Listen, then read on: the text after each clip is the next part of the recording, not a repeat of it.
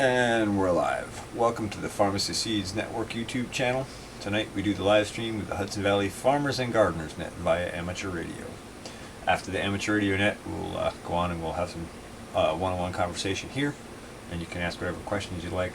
During the Farmers and Gardeners Net, I may not respond as fast to text as you might like. I apologize. I'm already juggling the radio and the logbook. That said, we're going to get started shortly.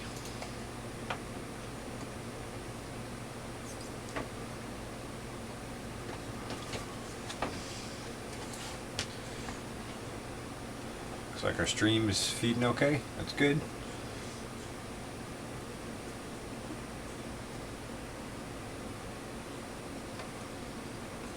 Let's go. This is KD2IIN Net Control for the Hudson Valley Farmers and Gardeners Net. Farmers and Gardeners Net is a net dedicated to farmers and gardeners in the Hudson Valley area by amateur radio. And we just kind of generally talk about farming and gardening and anything to do along those lines. If there are any check-ins you'd like to call, please call now.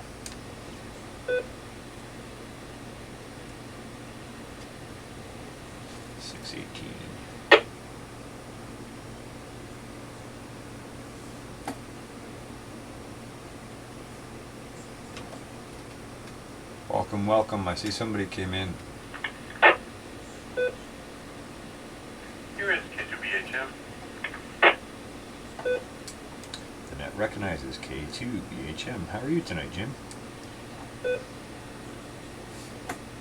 might have doubled with somebody. There was a lot of interference on you. I apologize. I hope that's not a radio issue. This is KD2IN. You hear me any better now? Just to make sure it's not my radio. Yeah, you were clearer that time. Let's see if somebody else is in there. K2BHM. Alright, if there's any further check-ins, please call now. This is KD2RWI. Oh, the net recognizes KD2RWI. Ethan, how are you tonight? Doing pretty good. How are you? I'm doing pretty good, Well, let's just see if there's any more check-ins. This is KD2IN Net Control for the Hudson Valley Farmers and Gardeners Net. Are there any further check-ins? K2LD here. Hey, How are we K2. doing, CJ? Hey, Robin. Net recognizes K2LD. Bob, how are you doing? Haven't heard you in a while. Doing all right. Just driving on the way home. I'm actually putting the speech on pause for a little bit just so I can say hello quick because you just got on and I'm not going to be in communications all too long because I'm, approaching the mountain now. But I just want to say hi. Very good. Well, we'll give you priority since I know your range is limited there. How's things going in your garden up there? Things finally warm up there for you? Well, some things are doing good and some things are doing pretty crappy. Basil is just not doing what it should be doing. The top inch or so of the plant is green. The rest are already looking brownish. Yellow, brown. Not really happy looking. Tomatoes are starting to get bigger now. Still have not really taken off like I thought they would.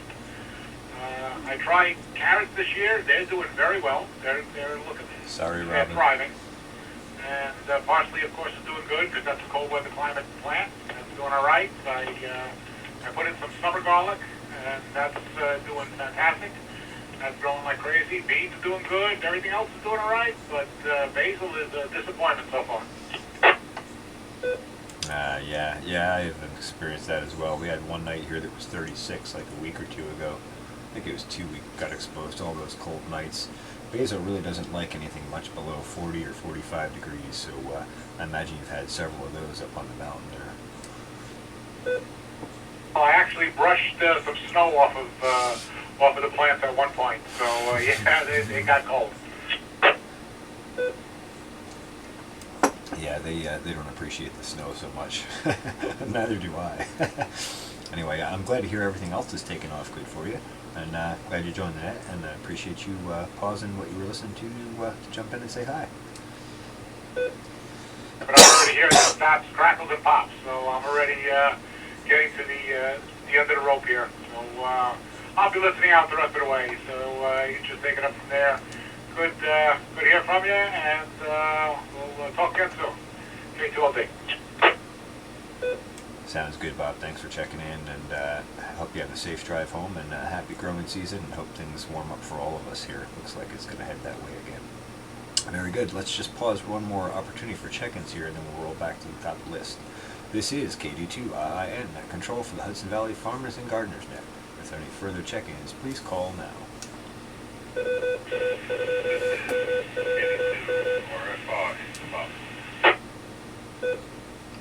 The net recognizes KD2 RFI. Bob, how are you tonight? Doing good. Extremely busy. You and me both, my friend. Alright, let's just make sure there's not any more check-ins, and then we'll roll back to the top of the list. Are there any further check-ins? Please call now.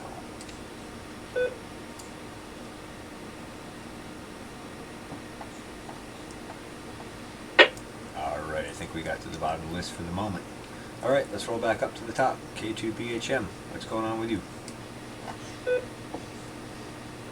Hi, CJ, K2BHM. Not a heck of a lot. Not doing any real farming or gardening this year. Lots of other things going on, taking up time and so forth. Basically, watching the rain. I don't know how you guys can get anything done with all this rainy weather. But we were away on vacation for 3 weeks back in May, and we had 85 degrees and sunny all the time.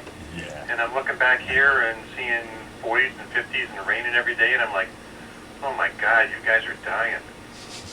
I think my words would have been, I'm never going home.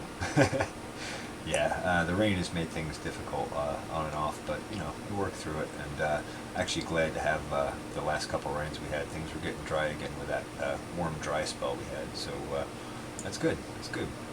All right, well, let's roll on down to KD2 RWI. What's going on with you, Ethan? KD2 RWI, not too much is going on myself. I got a couple of things going on. I got some meat birds that are Sorry, Geeky. almost mature enough to harvest, and got around 20 turkeys, turkey babies downstairs from hatch them in the incubator. Then I've got actually 2 peacock eggs in there too. Ah, very nice, very nice. Are you doing those turkeys for meat for the fall too?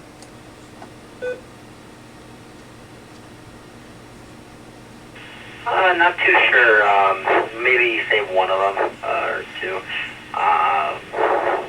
We got options. You can sell a couple, sell them for meat. Might keep around 5. Now that I think about it, but they're blue slates. They're really pretty birds. Once they get mature, they're very really blue colored. Very good. Sounds interesting. I'm not familiar with them.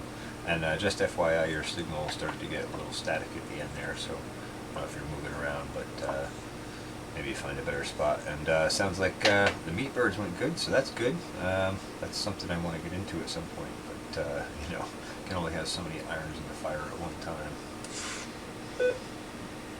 Yeah, it's not too hard to get into them. Once you get a couple of chickens, it's hard not to get 20 more.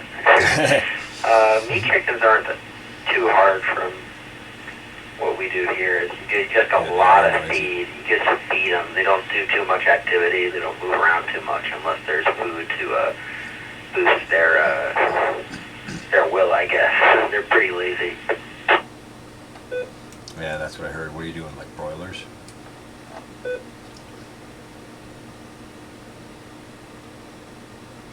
Furnace rock. Ah, okay. Interesting. Yeah, I've heard they're pretty lazy, and I think I've seen them a few times, and they don't move much other than to eat and drink and poop. Yeah, that's all they do is eat and drink and probably eat a lot more.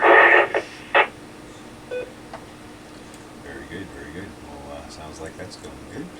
All right, let's roll on down to KD2 RFI. What's going on with you, Bob? I know you're busy. KD2 RFI, good evening, everyone. Yeah, no, busy's not the word. I'm on vacation right now. I actually took a couple days just for myself, just not do anything. I've been ignoring the lawn. I've been ignoring the bees, the chickens, and everything else. Just kind of relaxed last couple days. I finally got back into working today. But the bees are running full bore right now. I can't tell you how many swarms I've collected and handed out and everything. I've had one swarm. Well, it's actually two of my hives. I physically watched them swarm at the same time, and only one ball of bees developed. I think what I had happen is the swarms kind of inadvertently combined. We landed real close to each other, and then the swarms combined, and all the pheromones and everything got mixed in, and it formed one big old ball of bees. So I dropped them into a bucket, put the bucket on top of an overturned, an upright plastic 55-gallon drum, and the bucket was literally covered in a layer of bees from all the other bees that were flying around. Long story short, when I dumped the bees in a high box, Nice, Robin. half the bees went in the high box, the other half went into the barrel. So it was kind of weird. I took most of the day trying to dig it in, trying to figure out what happened, and everything I'm telling you is pretty much the conclusion of what I think happened. If I could ever get photos and videos off my phone onto my computer, I will definitely get them up and post it. The other thing I got going, I got the baby chicks. I got 80 chicks in my basement right now, and the brood box. They're getting bigger. We're looking in a couple weeks of shipping them out, putting them out in this chicken coop, and hopefully eggs by this fall. Just non-stop with firewood. I haven't even looked over towards the garden I want to put in at all. And in the midst of all this, last week, on a whim, I decided I didn't have enough on my plate, so I was going to pick up a new hobby. So I started as of Sunday. I started skydiving. So something totally new. I've done once before prior to that, and it was cool. I liked it. And then all of a sudden last week on a whim, I just decided to go out and do it, and I started taking lessons. So so definitely busy, and definitely too many irons in the fire, like you said, CJ. Thank you. Very good. Well, I'd love to see the videos of that dual swarm thing. It sounds interesting. And on the skydiving, boy, I don't think moss could even get a spore on you, let alone grow on you. So awesome. All right, well, let's just pause and see if there's any further check-ins here. This is KD2 IIN at Control for the Hudson Valley Farmers and Gardeners Net. If there are any further check-ins, please call now. KC2NDA. Woo! And that recognizes KC2NDA. Where have you been hiding? .com. Yeah, I've been hiding in the woodworks, I guess. Fair enough. Well, what's going on with you? I'm in the shack repairing a tablet for my little guy. All right, very good. Anything going on garden-wise down there? Has your father-in-law been busy this year? Oh yeah, he's got twice the garden size. He's planting habaneros in Spanish. I guess you'd call it radishes and lettuce. Let's see here. He's got corn all over the place. Where I turn around, I kind of almost mowed one over the other day, and I saw right away he whittled it back to life. And I've been eating a lot of radishes. They're really, really good. And I had a mushroom pop up. I cannot believe how fast they pop up. mowed the lawn the next day, there was a mushroom that's about 4 inches in diameter. This is KD2 and that control for the Hudson Valley Farmers and Gardeners Net. Well, it sounds like you're going great guns down there, Aaron. And yeah, those mushrooms are interesting for sure. The thing is, most of the mushroom, you don't see it. It's the mycelial web under the soil, and that's been growing for months. And then when the conditions are right, boom, it flowers out, and yeah, it's amazingly fast. Yeah, then the next day, I don't know if my father-in-law picked it or not. I hope he didn't eat it, but, and now today there's another one in a completely different spot. And huge. It's just, I can't believe how fast they sprouted up. Yeah, it's amazing. It's funny you bring that up. I'm actually thinking about doing some lion's mane mushroom and some, oh wow, for some reason the name escapes me at the moment. Shiitake mushrooms, that's it. Yeah, are those the ones that grow on oak? Is it? Yeah, they're usually grown on white oak, but they can be grown on birch, alder, elm, maple, and a bunch of other hardwoods as well. But oak is typically what they inoculate them with, or inoculate them on. Yeah, I had a neighbor that, I was like, you want me to throw this wood out? She's like, no, we're growing our mushrooms. And I'm like, okay, where are they? Well, I guess it didn't do too good last year, but yeah, no, if the mushrooms grow that fast, boy, I'll tell you one thing, you can make some pretty good money on them. Well, that's what I was saying before. The mushrooms will flower out in anywhere between, depending on the variety, anywhere between 12 hours and 3 or 4 weeks. Max, usually 1 to 2 weeks. But that mycelial web's been growing there somewhere between 6 months and 1.5 years at least, and then you get a flowering. So, like if I bought inoculant stuff now and inoculated logs now, I wouldn't see anything harvest probably till next end of June or early July when the weather warms up again.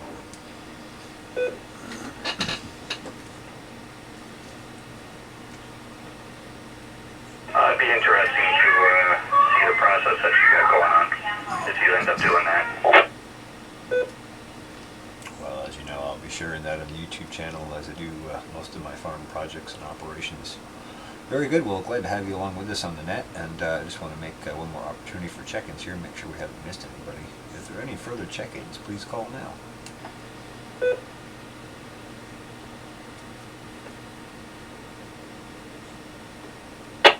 All right, no further check-ins recognized at this time. We'll roll back to the top of the list. K2, BHM, pick it up.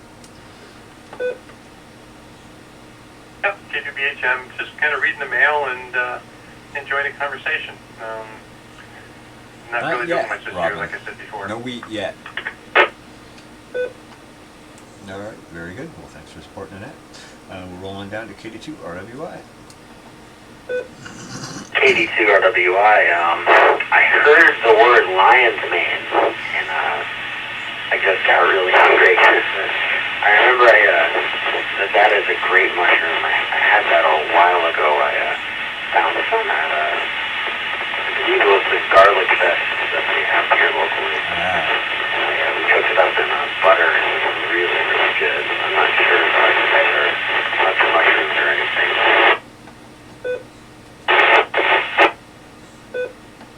Alright, I got everything up to not sure if, and then I lost you. But yeah, the lion's mane, I haven't actually eaten them like as a mushroom. I've had them as a supplement in with matcha, and amazing what they do for cognitive and brain function. But there's a tremendous amount of medicinal benefits that for them, from everything from digestive health and especially for regrowing nerve and brain tissue. So they're excellent medicinally. But yeah, so I want to add those to my list. So glad to hear that you enjoy them and like them, and that's awesome. Let's see, K2LD checked in and out, and we'll roll back down to Bob, KD2RFI.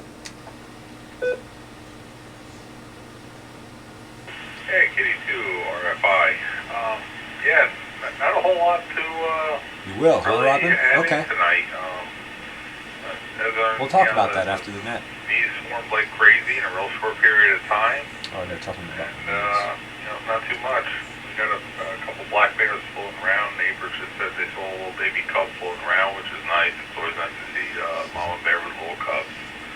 And I know we got a juvenile I had in my backyard last week that me and my daughter got to sit there and watch for a while. And he was just laying out in the ground and, you know, eating on a compost pile and whatnot. But, you know, other than that, you know, like I said, it's just really busy trying to get things done around the house and work and put one through college and take care of everything else I got running around and, you know, trying to support my hobby, so to speak. So, it's been a pretty crazy year. I would like to get down and, you know, start prepping that garden bed for next year. I just feel like every day goes by, it's just one day further behind I'm falling. So, and it's a lot of work to get it up and running. I really haven't hardly touched it. I'm just tip of the iceberg at this point. Other than that, that's it. Back to you, CJ. All right, very good. And yeah, I can relate to that, Bob. And it's once you get it up and running, then there's that many more things to do to keep up with it, between weeding and feeding and irrigating and just a million things. So I hear you. I feel like I'm running 50 directions, and I should be running 1,000 directions, but I can only run 50 directions at once. Anyway, very good. All right, we'll roll back down to KC2. NDA, pick it up, Aaron.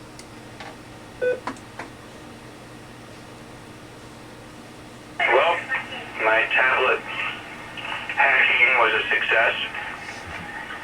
I know it's not about gardening, but nice when you're actually able to accomplish something. But in any case, yeah, I was going back to the mushrooms. How do you have to cultivate the wood first, or do anything with the wood first, or prep it, or do you have to, what do you have to do with that, do you know? Yeah, you should cut the trees live, preferably in the spring when the sugar and nutrition content is highest. You can do it other times of year, but you get best results when you cut them in the spring, late spring. And you want to give them somewhere between 1 week and 4 weeks to sort of dry and die back. The trees, the reason fungi don't completely inhabit and kill all trees is because trees produce defensive plant compounds, essential oils basically, and so that's how they protect themselves from being infected from fungi. So when you cut the tree down, you have to give it some time for those compounds to kind of disintegrate before you inoculate. Then you go through and you drill holes and you put in either sawdust spawn or plug spawn, and then you seal over that with wax, and then you put that in a damp, cool spot like in the woods, and you let it sit for between 6 months and a year to a year and a half. And then at that point, when temperatures start to come up and they're favorable for flowering the mushrooms out, you bring them out and you soak them for 24 hours in water, and then that spawns the mushrooms to flower out. So I didn't get the part where you actually have to get the fungus in there, or does it automatically grow? No, I should have been more clear. That's what the spawn is. You can buy mushroom spawn either in sawdust form, or you can also get them in little wood plugs that look like kind of like a short dowel, I guess, for lack of a better description. And you put those in, and that's got the inoculant in it, and then you seal that in with the wax. And what happens is that inoculant is basically spores from the mushroom, and that those spores grow, and they grow a mycelial web into the wood, and that mycelial web is basically kind of like the root system of the mushroom. And then when you soak them when temperatures are favorable, that's when they flower out and actually grow the mushroom up the top, and that's the reproductive part of the fungi. This is KD2 and net control for the Hudson Valley Farmers and Gardeners Net. KC2 Alright, thanks CJ. That's pretty cool. Yeah, I didn't quite hear. Your audio is a little low. Yes, compost A little bit of hash mixed in there too. I don't know how much power you're using. I'm assuming you're on an HT, but it's just hard to hear in the audio. So, alright, back to net.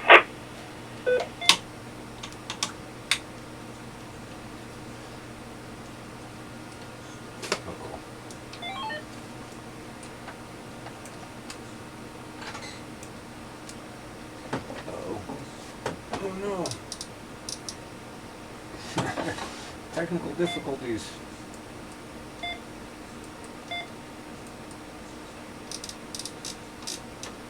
Uh-oh.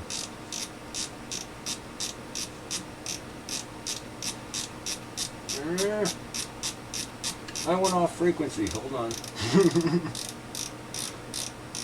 Way off frequency.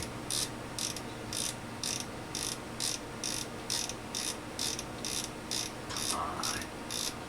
She bumped a step.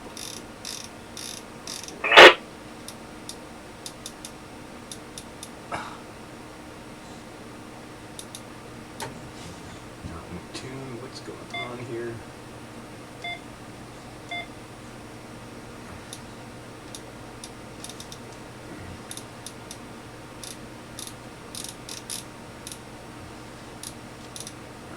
Come on. Where's my memory channel?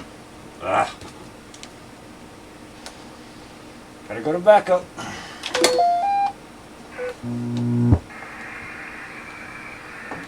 This is KD2IN on HT Portable. I apologize. I mistakenly bumped my frequency. I can't get it to tune back in, so bear with me just a moment. KD2IN.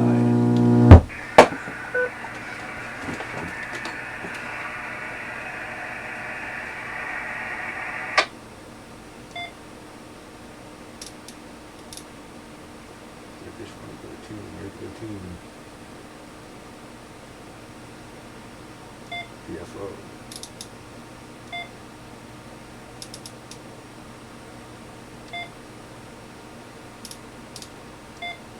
What's going on with this?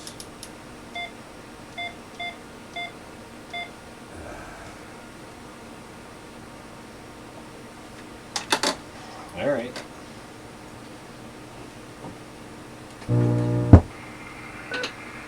Alright, looks like I'm going to have to run the HT. The mobile radio's giving me a hard time, and I haven't used it in so long I don't remember how to get it back on frequency.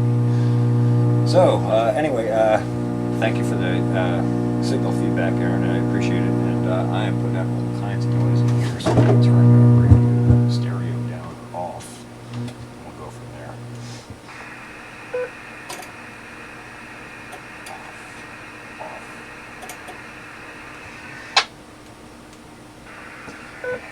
Okie doke. Anyway, Aaron, thanks for the contribution to the net, and yeah, I hope I answered all your questions. Just pick it up and let me know if I did or didn't. Yes, thanks, CJ. Turn it over back to you so we can let other people get a go around. Alright, very good. I guess we'll do one last opportunity for check-ins here quick. This is KD2IIN Net Control for the Hudson Valley Farmers and Gardeners Net. If there are any further check-ins, please call now. This is K2JLV Portable. The net recognizes K2JLV. How are you tonight, Dave?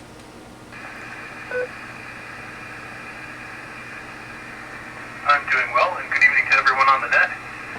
Pretty good. I'm actually pretty stoked. I've been working on things for Field Day, and the logging software and all of the network is up and running. So, woohoo. Unfortunately, I don't have much for the subject of the net, but I am here to support. K2JLV, back to net. Alright, very good. Well, glad you checked in, and glad you got the logging software up and running, and I know you've been working hard to get ready for Field Day, so I'm glad to hear that's coming together for you.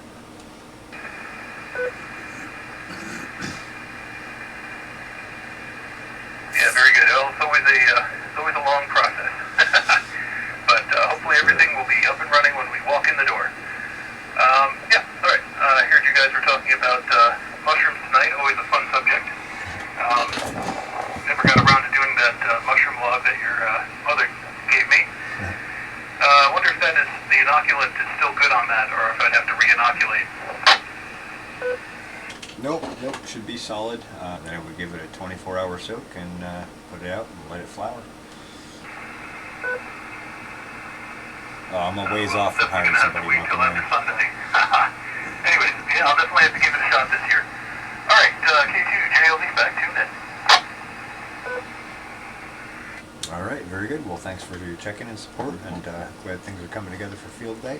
And for those who don't know, this net is sponsored by the Overlook Mountain Amateur Radio Club, and this repeater is run by the Overlook Mountain Amateur Radio Club. And we have the annual Field Day coming up, I think it was June 21st and 22nd. And Dave is on the Field Day committee. He's also the vice president of our club, among many other functions in the club. So big thanks to Dave and the Overlook Mountain Amateur Radio Club for giving us a nice repeater platform to work on. All right, let's roll back to the top of the list. We'll go down and do finals. K2BHM, pick it up. Yeah, thanks for good net, DJ. Closest I come to mushrooms is working for the government under mushroom syndrome. Keep in the dark, and well, you know the rest. Yeah, keep him in the dark and send him another bill. I know how that goes. All right, well, thanks, Jim. Appreciate your check-in and support. All right, we'll roll on down to KD2RWI. Ethan, pick it up. KD2RWI. Before I go on about anything, how is my signal here? Much stronger. Alright, perfect. Let's up the radio. There's a move.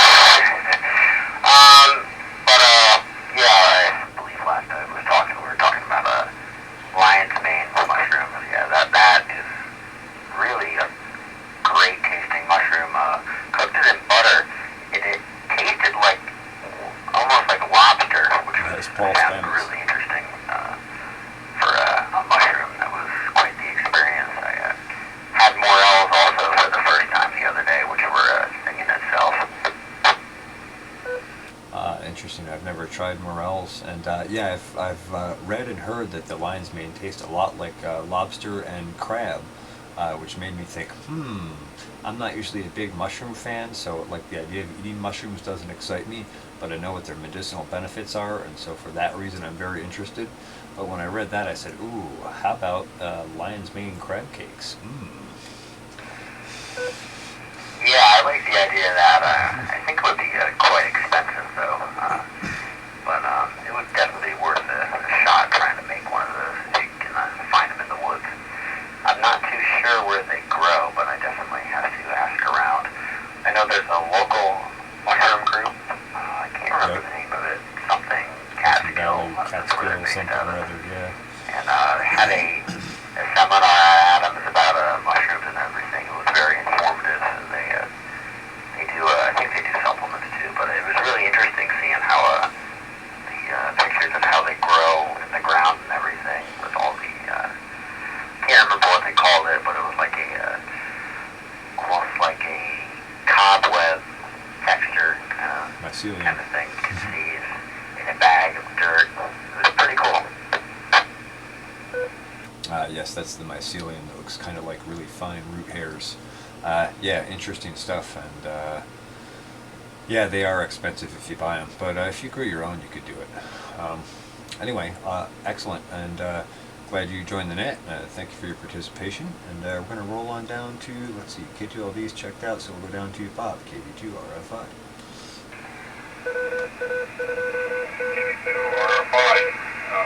Yeah, I know, like, virtually nothing about mushrooms. Friends of mine have done some on trees, just drill up the trees, put spores in and let them go, but look, I never got to do with mushrooms. But, yeah, so I'll send it right back to you.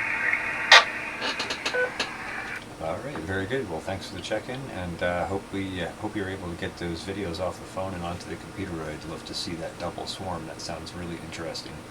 Anyway, thanks for supporting the net and checking in. Much appreciated. And we'll roll on down to KC2 NDA. Any final comments?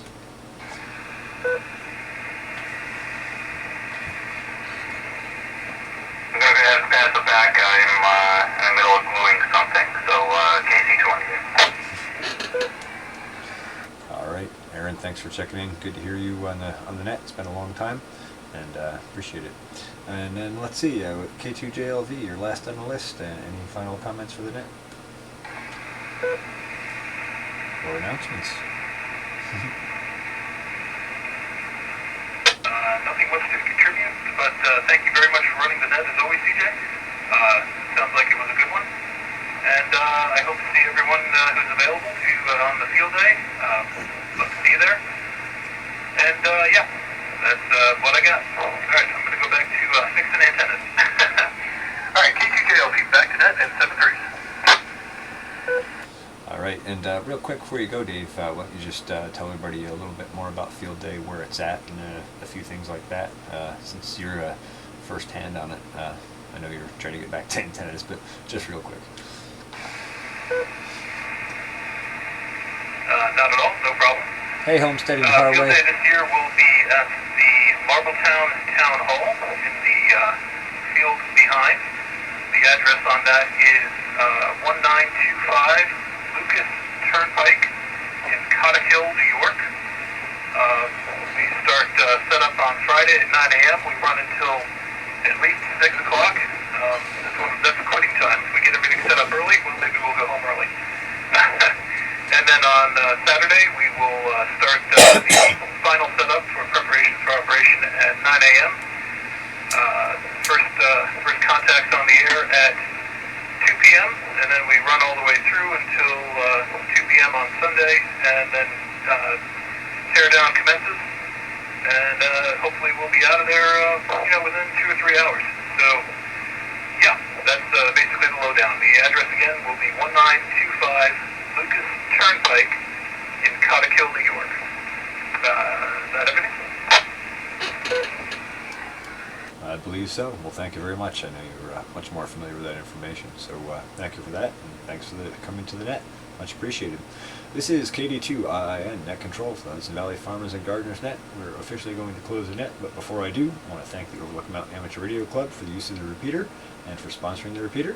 And if you want to know more about our club, you can visit our website at www.omarkclub.org. That's whiskey, whiskey, whiskey, Oscar, Mike, Alpha, Romeo, Charlie, Charlie, Lima, Uniform, Bravo, Oscar, Romeo, Golf. Thanks to all those who participated. This is KD2IN saying 73, and inviting you to join us again next Tuesday at 9:30 p.m.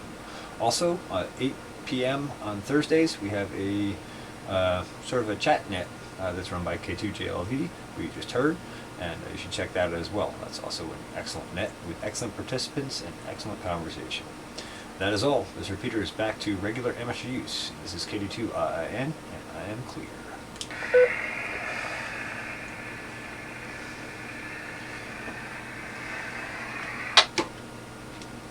Alrighty.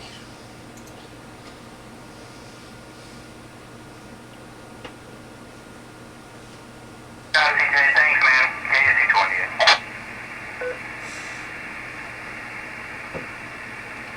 Right on.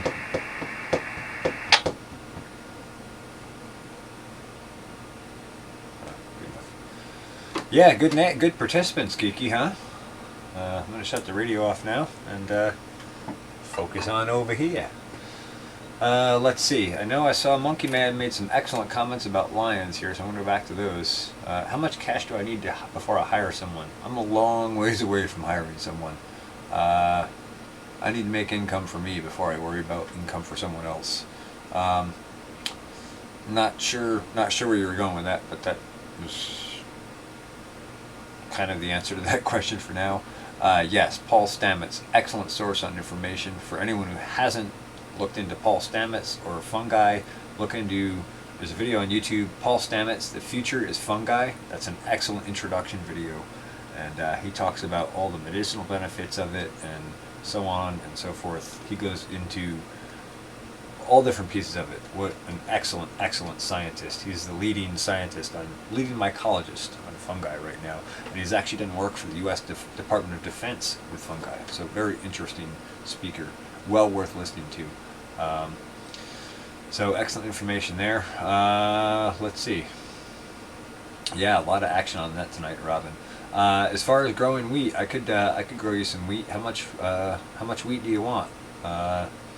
I'd have to do a fall planting like September. So actually, I could still put a planting in this year and have a crop for you for next year.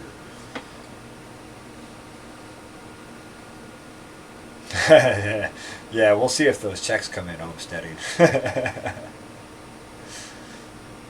Oh yeah. Stamets has got a couple of excellent books, Mushroom Cultivator and Mushroom Hunter or something like that. He's excellent, man. That guy is amazing. And if you didn't know it, when he was a kid, he used to have a stuttering problem, and he cured his stuttering problem by doing a really heavy trip of psilocybin mushrooms. His stuttering cleared up literally the next day afterward. He had a really profound experience on that. That's an excellent story, and I think he talks about that. He's also been interviewed on the Joe Rogan podcast, and that's an excellent interview as well. But that guy is just amazing, man. Like, the mushroom god. The permaculture gathering. I don't know if I've seen that or not. I've seen a lot of his talks, so it's hard to keep them all straight anymore. Yeah, that's true, Robin. But if you're looking for organic, high nutrition, I could do that. I could work that. I've thought about growing wheat a few times, and I just it hasn't climbed up the priority list enough yet to try it. Yeah, polyculture is good. Good way to do things. And then if you use that with rotational grazing, with all the other pieces, boy, you can really amplify soil at tremendous rates. Yeah, I never tried mushrooms, but I am interested. Someday I'd like to try it. Wheat is over $5 a bushel there, huh? Okay. See, my thing is, if I grow wheat, how do I harvest it? Because I don't have a combine or anything like that. I mean, I guess I could do it by hand. I've harvested buckwheat by hand, and that is a pain in the butt. It was well worth it for having my own cover crop seed, because I can't get seed as good as I can grow. But you need hard white wheat. Well, I'll tell you what. You tell me what variety you want, how much you'd want, to buy at a time, and I'll take a look and I'll see, we'll see if we can figure something out, work something out between us. That'd be great. I'd love to grow like specialty crops specifically for people who want them. That would be awesome.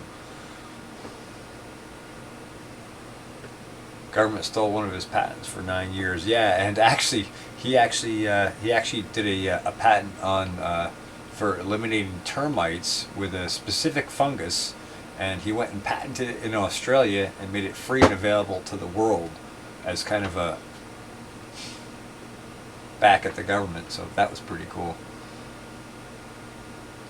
You won't drive your combine all the way up here homesteading the hard way? Well, I guess I got to move down there then, huh? I mean, that just settles it right there. So find me a Southern Belle and give me a cabin or shack to live in, and we'll roll out hard. I'll bring my foliar feeds and stuff. We'll go to town, man. We'll take over North Carolina.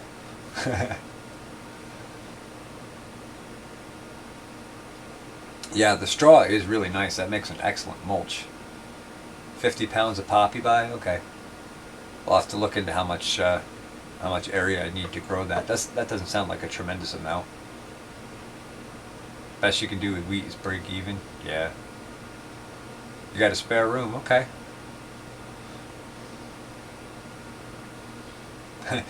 Wow, at what, Monkey Man? 50 pounds of pop? My mom used to bake a ton of bread, but she has some gluten allergies, and so now she doesn't make as much bread as she used to. Mimsy's Garden, what's up? Here, but you got to take care of the two patient crew. Then we need to chat about nitrogen. I need a cheaper source for now. Okay, nitrogen's not too hard to do cheaper, but you want to make sure there's plenty of calcium available too, because if you put just nitrogen there, you won't have strong cell walls and you won't get healthy disease-resistant growth. I'll say that much for now. You're not a Southern Belle, but you got a shack to live in. All right, well, that's a start. But let's see, you're in Kentucky. Actually, Kentucky's nice. I might think about that. We got to get everybody together in one place, though, so we can work as a team, you know?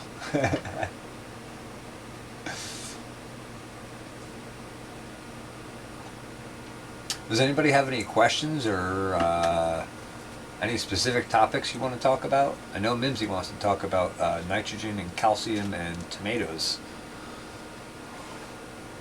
but I don't want to I don't want to talk about that when she's not here to ask the questions she wants to ask, because I want to address her questions specifically and directly. Blood and bone meal on hand for now. That's good, but the bone meal is going to be really slow. You're not going to get any real gain out of that this season. So if you want something to hit it this season, you need to provide some calcium source along with the nitrogen. Blood meal you can put down in the soil, but you really want to do foliar feeds because your plants are really sick and you want to address that and turn it around fast. And anything you put in the soil, you're looking at least 2 weeks to see a result out of it, really. Nitrogen works a little faster, but the calcium won't. So you want to be able to address both of those at the same time. Chicken poop is pretty cheap for nitrogen, and it's a very strong nitrogen source. Be careful, don't do too much of it. Oh, the F the Gov thing. Yeah, Monkey Man. Yeah, we need it. Yeah, we do need a North Carolina get together. I don't know how I get down there, but I'd love to. That'd be awesome. I'd love to meet you guys in person. That'd be fun.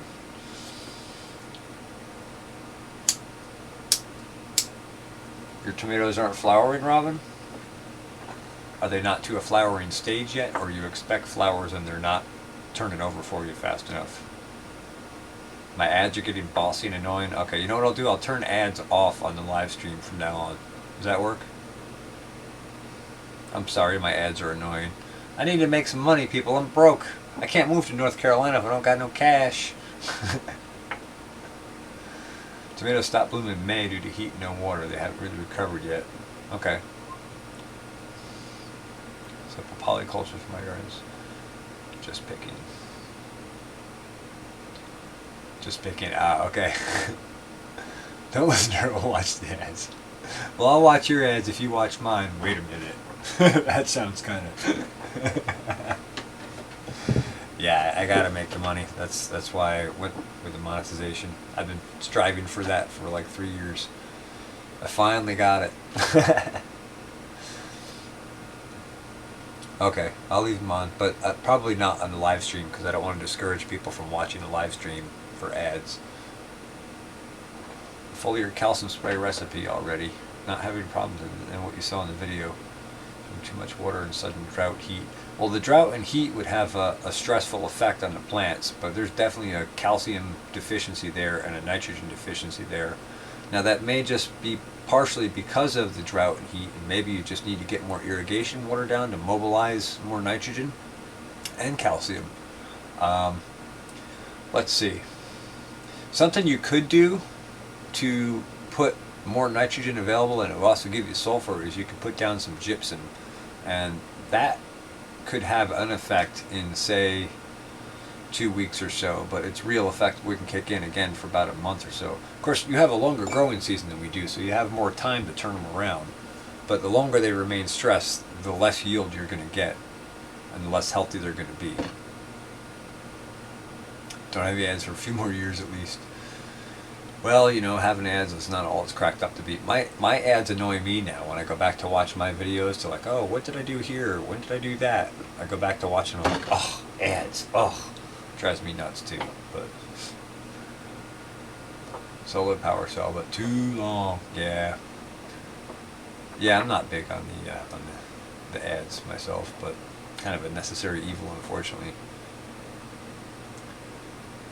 Too much nitrate causes end rot. Well, it's calcium deficiency that causes end rot, but too much nitrate will interact with calcium and lock, well, it'll prevent the calcium from being available to the plant. So ultimately the same answer, yeah, but the reason behind it is because those two interact with each other.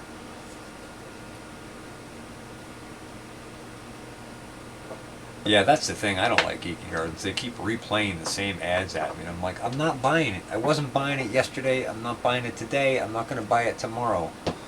Advertise all you want. I'm not interested. But I'm not exactly a consumer, so to speak, so...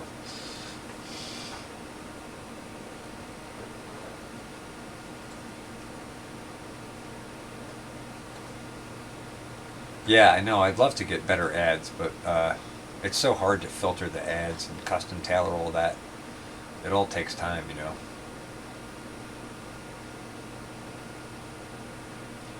I didn't mean to turn off ads. It's just they keep kicking you off my phone and paying the ad. Oh, and playing the ad. Yeah, but that's... That's annoying. Make the 3 cents and be happy. Yeah, exactly. Yeah, no, most of us don't fit in that consumer box.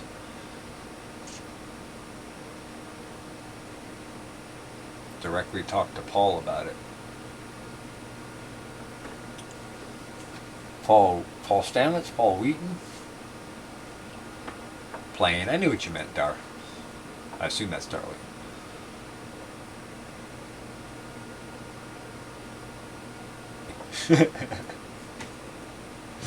Paul Wheaton.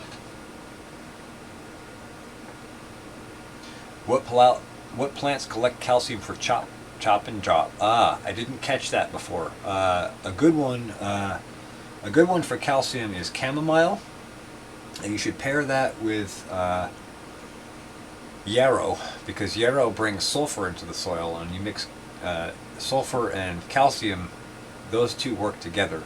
You should really look at the biochemical sequence of nutrition in plants, and I believe I have that here.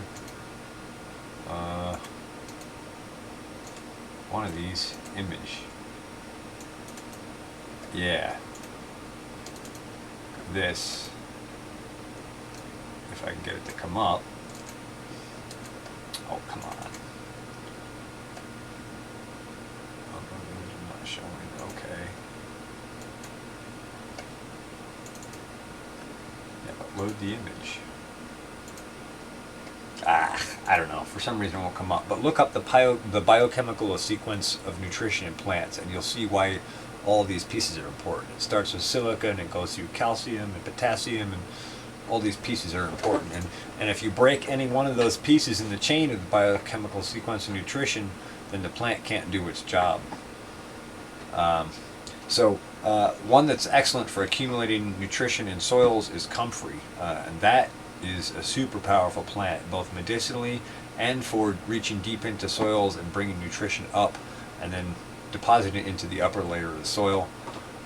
It also will flower out, and the bees will come visit it. I've got bumblebees all through my comfrey the last few days. Yeah, all plants are bioaccumulators. Some are way more capable than others, and of course each plant has its own environment that it's better suited for. You know, if you have tight clay soils, something like a daikon radish will open those soils up, and it'll also leave behind the radish root, and then that'll break down, and in the springtime that'll give you nitrogen, and it'll accelerate the biology in the soil, because now there's all this organic material in the root, in the column of the soil for the biology to work on, and then that can feed the plants the following spring. Go check on your guilt. You gotta go check on your guilt. I must be reading that wrong. Guilt because you didn't send me a ticket to get to North Carolina yet? I'm just teasing. Rocket Mass Heater Guru. Ah, yes. Okay. Right. Gotcha. He was the kid on Star Trek. I don't know if black walnut kills poison oak. That's a good question. I know that you don't want to plant tomatoes and quite a few other crops. I did read that right, huh? Okay.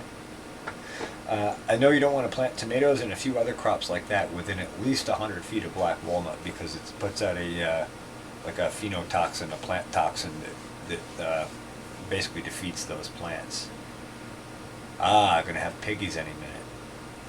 So you must have been checking on the piggies. You guys are cranking them out. How many pigs do you do a year over there homesteading? Yeah, they're cool to watch. The little piglets are cute.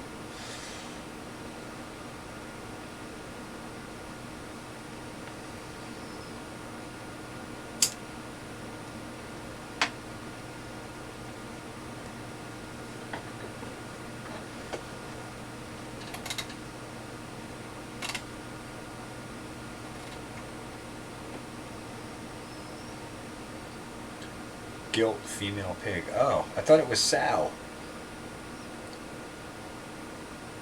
I never heard the term gilt. See, you learn something new every day. 4 litters a year or so. Wow. And you must sell some of them off. You can't be eating all of them, right? I mean, what do you need to slaughter? One or two full-size pigs for a year for your family? Sow too. Is gilt different from sow, or is it interchangeable term? Shows you how little I know about pigs.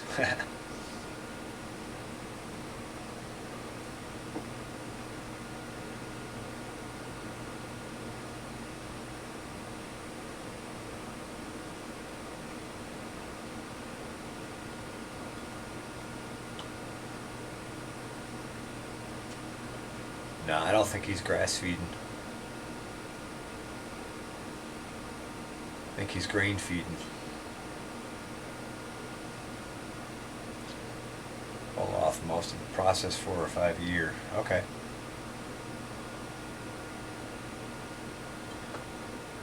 Four or five, so you must eat a lot of bacon and pork and all.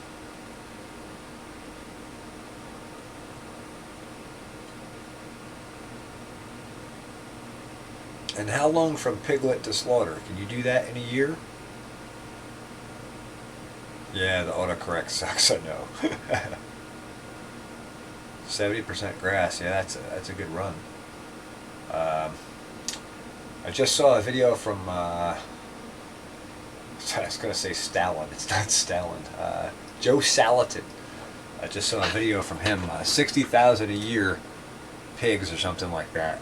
You should check that out. That's really interesting. He rotational grazes them, and he uses the pigs to clean out behind his cows. So, really interesting. I think that was from, I want to say Curtis Stone. Yeah, I think it's Curtis Stone. I think it was on his channel. About a half hour or 40-minute video. Really worth watching. Really interesting. Guilty before she has piglets. Okay, that makes sense. I guess. Or 6 months, okay. Buying and selling animal, revegetating. Yeah. Yeah, Justin Rhodes, that's it. I always get those two mixed up because they look so similar. Urban Farmer Curtis Stone and Justin Rhodes. You're right, it's Justin Rhodes. Two very different guys, but very similar looking. And it always messes me up. Yeah, that was a good video. And Joe Salatin, man, he's really on top of things. Any thoughts on buying, selling, and revegetating? Well, revegetating, you mean like rejuvenating the soil for farm use? Yeah, I watch both too. Both excellent channels. You can have one ready for process in 5 to 6 months. Oh, that's a pretty fast turnaround.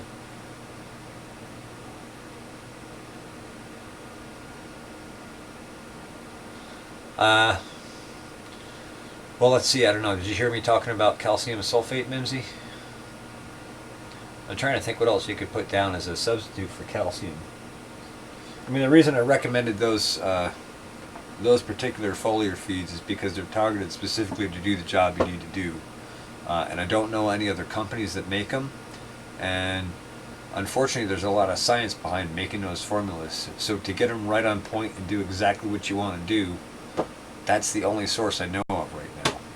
And I wish there were other sources, but AEA is leading regenerative agriculture by a long mile. By a savory and permaculture, eggshells from bakery.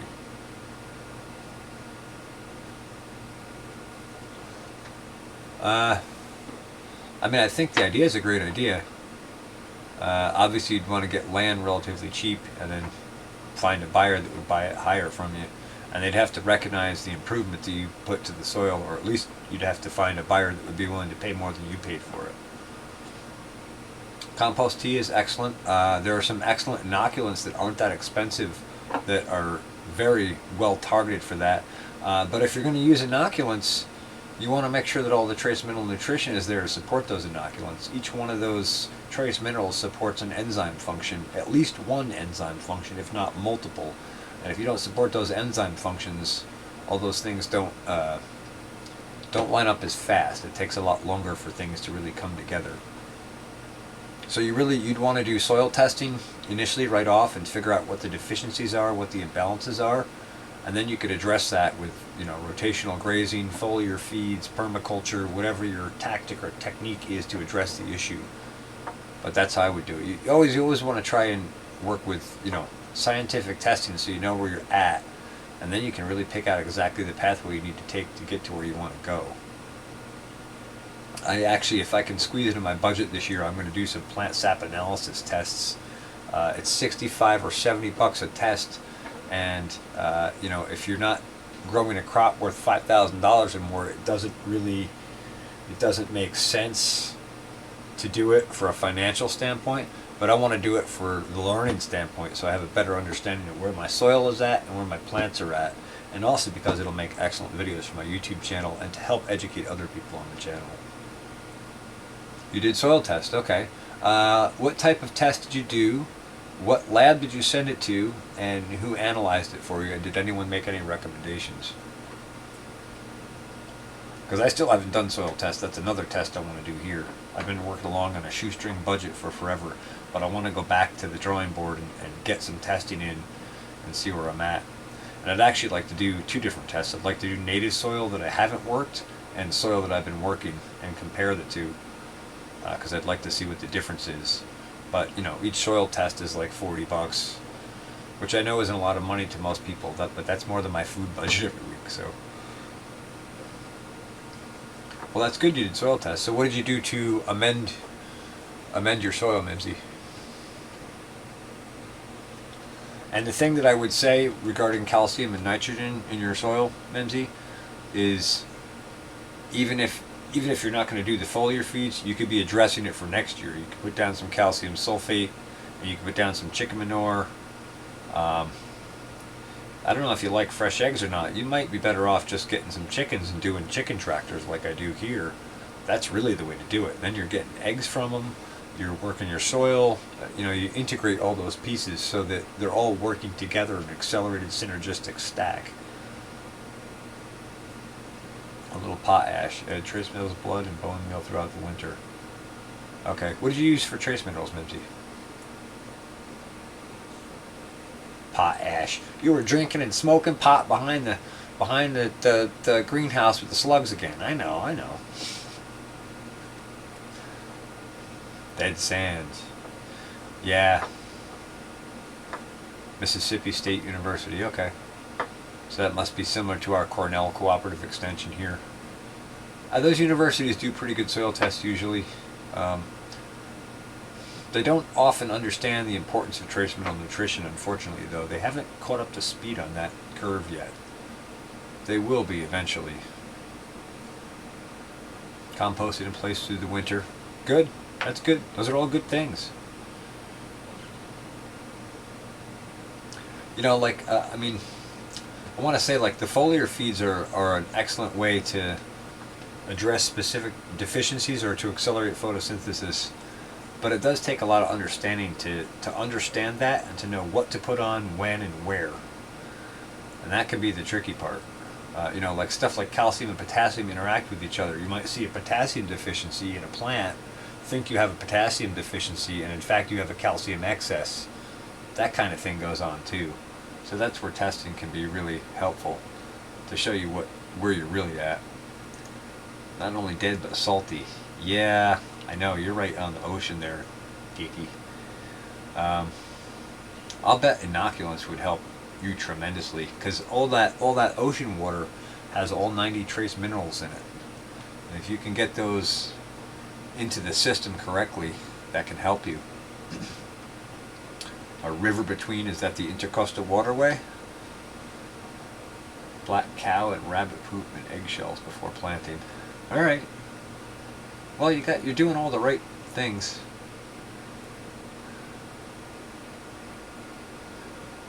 So was it the cost of the product plus the shipping that turned you away, or you just can't swing it because of that, Mimsy?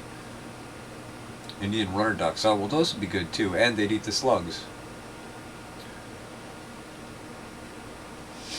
Outside the shelter with a storm coming. Well, you know how they are. Alright, Homesteading the Hard Way, thanks for checking in, thanks for supporting us, and look forward to your live stream on Friday. Hope you all have a good night down there. Working on my North Carolina accent. Gotta get ready for the move.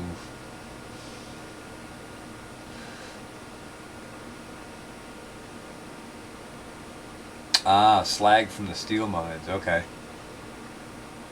Interesting. Another thing that's really excellent for trace mineral nutrition is azomite rock dust. And there's also, you can get other rock dust too. There's a company called Rock Dust Local you can order pretty good volumes of rock dust from. It's not too expensive, but once again, the shipping is. Yeah, I've never seen Indian runner ducks, but I gotta check those out at some point. You know, when my other 50 irons in the fire, when I can cool one down long enough to put another one in. Or make room on the coal bed for another one. Ducks in general are fun to watch. I have one lone mallard and one lone blue-winged teal that come and visit the spring pond in the back where the ram pump is. And every once in a while I'll go down there on the tractor or the mower and they'll take off. And I always feel bad when they take off because I really love having them around. I wish they wouldn't scare off so much. I wish they'd hang around. But I get it, I'd be out of there too. Off-grid with Doug and Stacy for IRDs. Yeah, you've mentioned that to me before, I think. Or maybe Monkey Man did, or maybe you both did. I've seen Off-grid with Doug and Stacy's channel before. I just can't keep up with everybody's channels. I try to, but, you know. I need like 72-hour days so I can still get 6 hours of sleep and work the rest.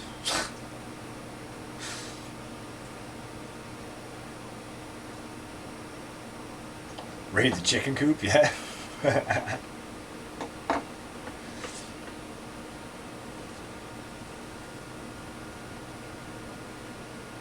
Raised beds because everything dies in the ground. What's your soil like, Robin?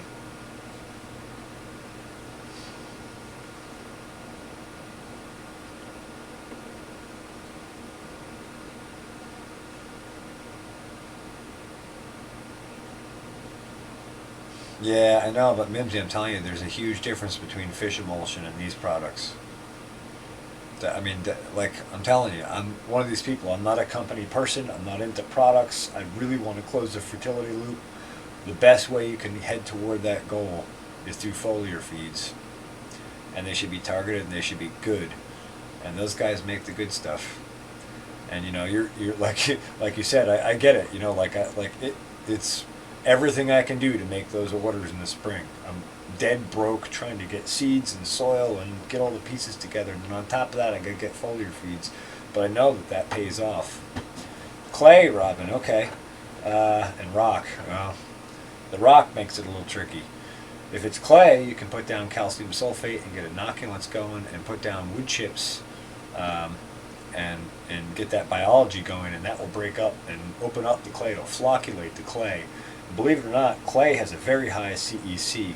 That clay has a tremendous amount of nutrition locked up, but you got to get the biology going, and you got to provide the right pieces to get that process started. And once you do that, the clay, like I think it's like in the top 6-inch acre, most clay soils have like 40,000 pounds of potassium and like 80,000 pounds of phosphorus. It's a tremendous amount of nutrition there, but you got to unlock it. Your turtle makes fish emulsion. There you go. Yeah, the shipping. Yeah, I hear you, Mimsy. I hear you. Well, I mean, you know, I order 5 gallons at a clip here. I think it's about $50 for one of those to ship. So, you know, you're talking between 120 and 160 bucks for 5 gallons, and then you tack 50 in shipping on that, and that's just one. That's like forage foliar feed or sea shield or sea stem.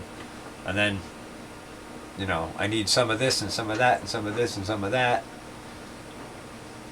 It hurts, but it's worth it.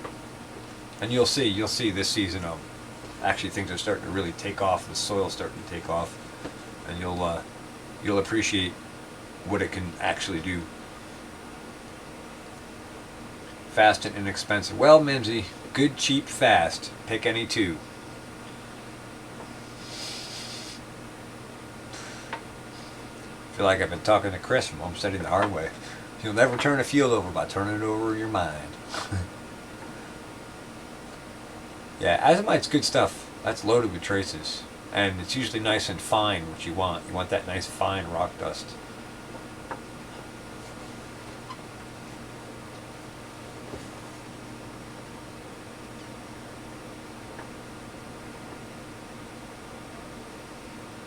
So how much of your own food are you trying to grow from your garden this year, Mimsy? I guess that's a question.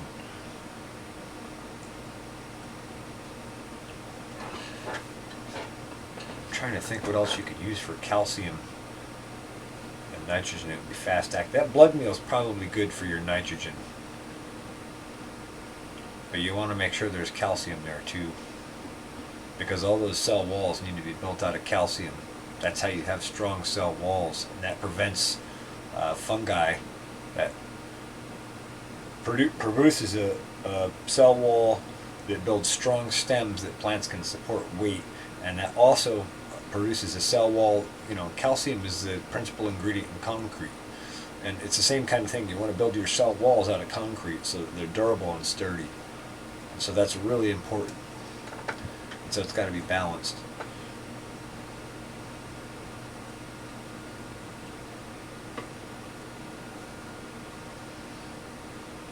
And believe me, you know, like I've used compost teas and all that kind of stuff for years. And, you know, sometimes I'd put a tea down and I'd get excellent results. And other times I'd put a tea down and I wouldn't get very good results. And that's because it's really hard to, without all the scientific tools to get it balance what you need for what you're trying to achieve, it's really hard to do that by intuition, you know.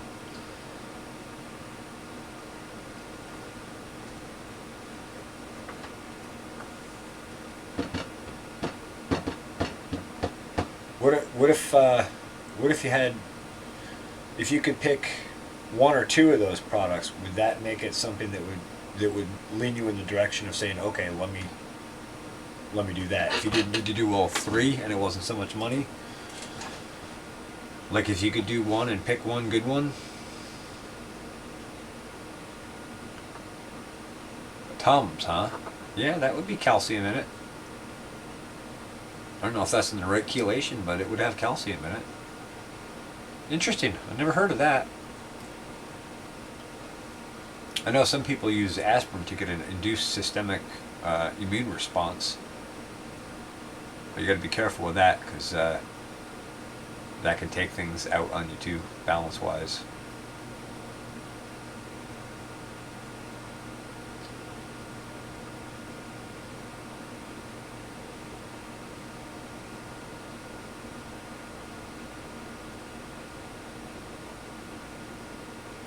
Yeah, consistency is the big issue with all natural products, and you have to be consistent in all your inputs and practice and observe the results and that kind of thing.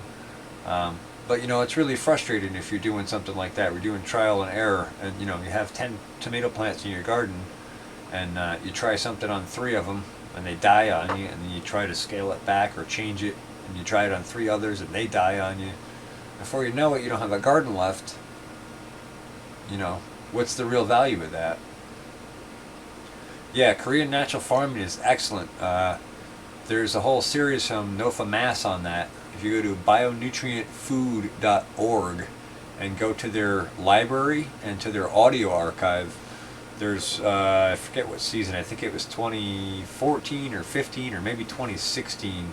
Can't remember the guy's name, but he did a whole series on the Korean natural farming, indigenous microorganisms, composts, and in that mix there was another guy who was a geologist who talked about the geology of the soil you're working on and how important that is, and actually how, believe it or not, these microbes in the soil can actually, you know, scientists used to think these things took geological time, like millions of years, but these things can actually happen in days and weeks in soil with the right biology present. Well, I hope you could suggest something else, because I'm cringing at the thought of spending the shipping cost. I know, but you know, think about it, Mimsy. Say, I assume you were looking at 1 gallon jugs. 3 1 gallon jugs, you're probably looking at 50 pounds of material. So, you know, move 50 pounds from Ohio to Mississippi. 40, $50 isn't all that crazy for it. If you're going to do one, what would I do? I guess if you're going to do one, I'd probably... What were we looking at? It was Photo Mag. Comfrey Tea could help, but you got to be careful of that because that can be really strong. That can really knock them the other way on you. I've done Comfrey Teas and been sorry I went so hard on it. I would say stay on the very light side of a Comfrey Tea. If you got it handy, that would be good for nitrogen for sure, as well as potassium and phosphorus. If you had to do one, I think I'd say do Photo Mag, and I would do that every 7 days because that would increase photosynthesis and that would help the plants unlock what's in your soil already. Fly to my left. Am I drifting out? Or is my camera drifting on me? This way?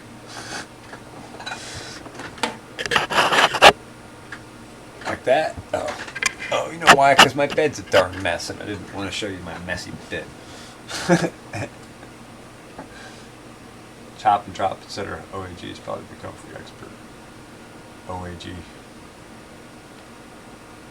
It was 4. Okay. What were the 4 I recommended again, Mimsy? I'm sorry, I just have so many things going on here. I know I recommended Sea Shield, Photomag. Sea Shield will give you the nitrogen and calcium, and since that's your deficiency in tomatoes, maybe you're better going for that.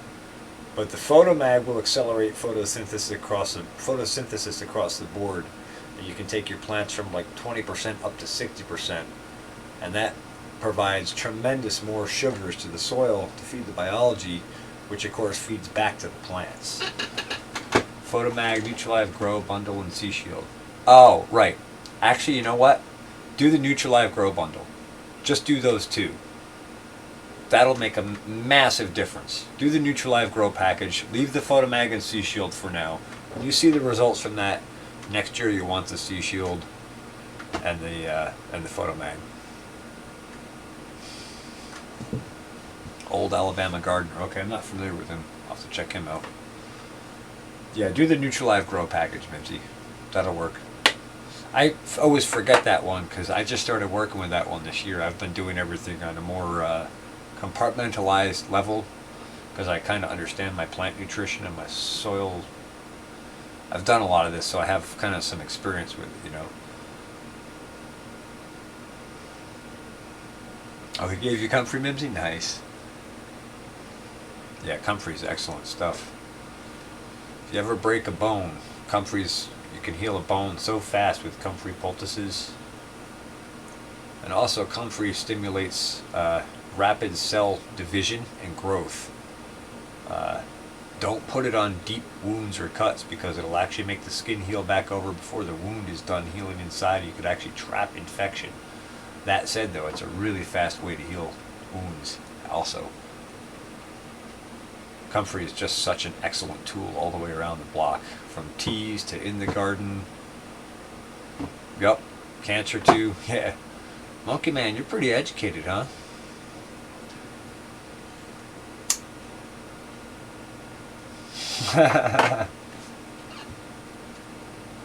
Getting big time, big time. My head is getting bigger. Wasn't that Peter Gabriel?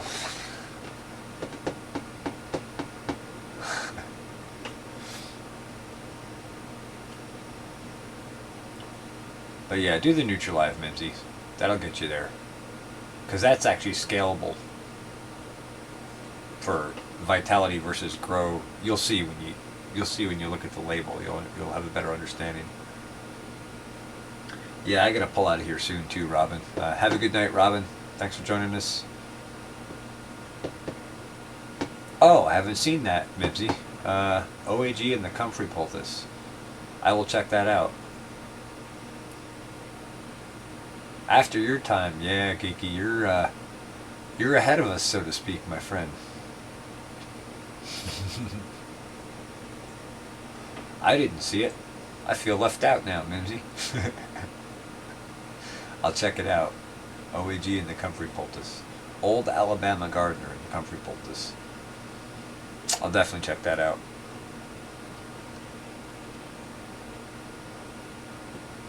Stop making your music in the 70s. Yeah. Well, you know, that was some good old music before the 70s. I mean, the 70s brought us good music too, but that was some old classic stuff. I like that stuff too.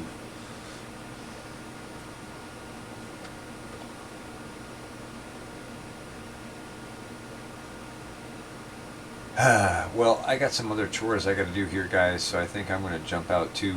We're hour and 20 into this here. Thank you, everyone, for joining and watching. This was an excellent conversation. I know we kind of went all over the place tonight, but good discussion, and really enjoyed it. I enjoy all of your company, and I appreciate you all supporting my channel. The cells might be cancer. The fewer cells that die, the less you get cancer. Yeah, and also you want cells that are senescent to die because you don't want them to turn into a cancerous cell. So it's kind of a double-edged sword, as with so many things. But interesting theory on cancer, Monkey Man. Alright, good night all. Appreciate it. Everyone have a good night. We'll see you next week, hopefully. Thanks for watching. Pharmacy Seeds Network.